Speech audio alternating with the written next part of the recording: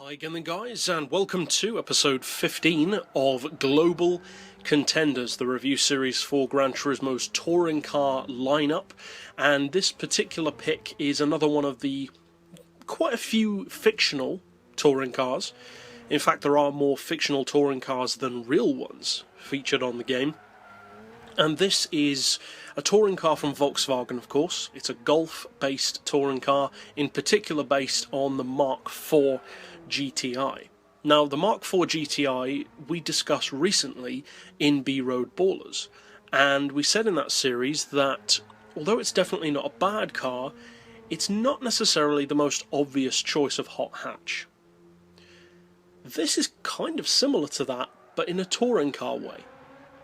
As a touring car, the Golf is quite well suited to it. The Golf is a good performance car platform, but of all the Golfs that they could have gone for, it seems kind of strange that they would choose the Mark IV instead of, for instance, a Mark V or even the R32 rather than the GTI. But, that being said, the GTI is not a bad base to work from, so the question is it a good enough touring car to take on the other fictional touring cars, especially of, in the case of this vehicle, a slightly lower level, because even fully tuned, this is nowhere near being among the most powerful of touring cars, but that can potentially make it a more niched, but nevertheless useful, lower level touring car to go up against stuff like your S15s, potentially from Nissan, your Civic touring car, your MX-5 touring car, that kind of thing. Vehicles which definitely aren't bad, they're just nowhere near the level of stuff like the Skyline touring cars, the RX-7 touring car, the DTM touring cars, etc. So what do you actually get? Well, like the road-going GTI, you get a 1.8 litre engine. That 1.8 engine can be tuned up to 379 horsepower, which is kind of unfortunate. It could do with more than that, really. That's a similar kind of power to the road version. The road version, I would say, also deserves more, but even more so in the case of the touring car, it really could do with a bit more power. As far as torque, it has just under 300 foot-pounds, and the weight is pretty good. 980 kilos is quite low for a touring car. It's not the lightest, but that is among the lighter touring car models. As far as horsepower per tonne, it puts out 387, and that is mostly thanks to the fact that it weighs well under a tonne. But overall, it's an okay horsepower per tonne. It's not amazing, but it's not bad either. As far as its fully tuned PP, it sits at 503, which is reasonable, I would say. It could easily be higher, so it's good that it isn't.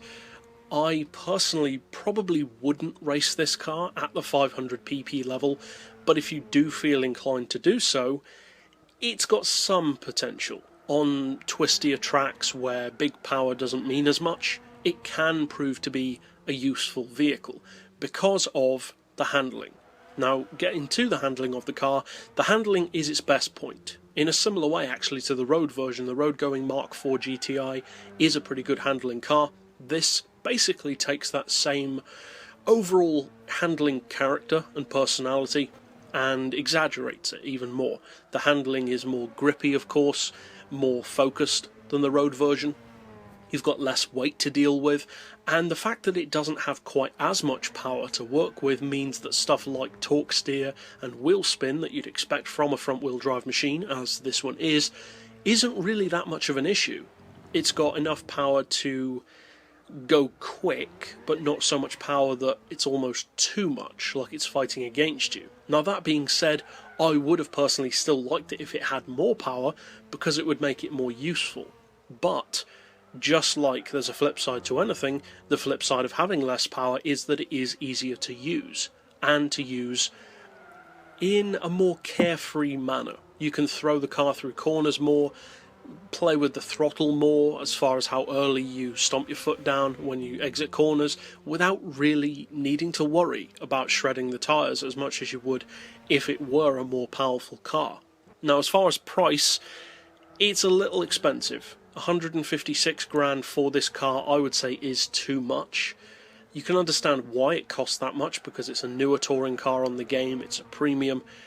and it's kind of a novelty car to some degree. It feels that way, and it's a cool looking car. It is a good looking touring car conversion, but from a performance point of view, it's just not worth that, especially considering that you can get stuff like the Mazda 6 touring car, which we reviewed in the last episode, and other things like the Toyota Altezza touring car for not just less money, but significantly less money.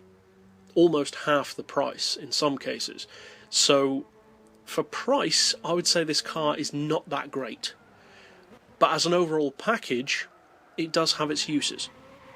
Now, if you're looking to buy a touring car, it depends what you want, of course, from the car, what you plan to use it for, what kind of performance and PP range you need it to get to. Now, I don't think anyone would expect this Golf to be an all-conquering machine, and it isn't.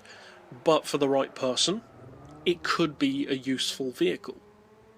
So if you're looking for a car that's slightly cheaper, not cheap, definitely not cheap, but cheaper than some, and something more for handling and grip and brakes and ease of use rather than just flat out straight line performance, then the Golf does cater to those things. But it kind of goes without saying that don't really expect this car to blow your mind. It does a decent job at what it does, but it won't really go beyond that. What you get is what you get with the Mark IV touring car. So overall, that's it for this particular pick. I'll see you guys next time, and as always, thanks for watching.